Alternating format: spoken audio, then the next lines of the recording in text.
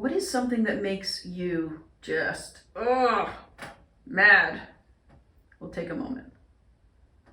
Last week we started talking about things we'd rather not talk about, which sounds like a pretty silly thing to do. If you don't like to talk about such things, why even bother talking about them? Because as we learned last week, while talking about fear, talking is the best way to deal with some of these things.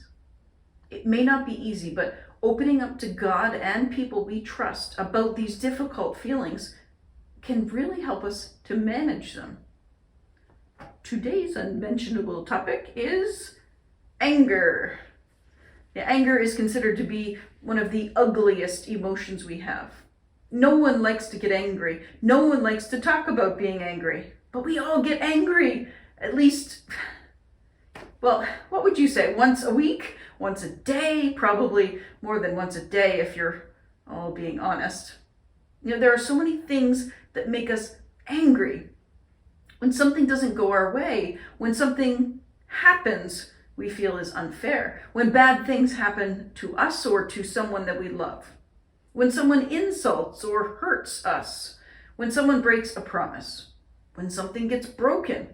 Like it may be big or it may be very, very small, but there are things that set us all off and make us angry.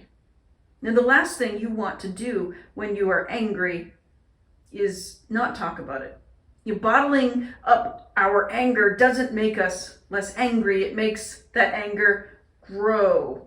One thing builds on top of another. You get angry at a teacher. You get angry because you didn't get chocolate milk at lunch. You get angry at your mom. Then your friend does some little thing that hurts your feelings and boom, you blow your top. It doesn't matter who you are. Hiding your anger is never a good idea.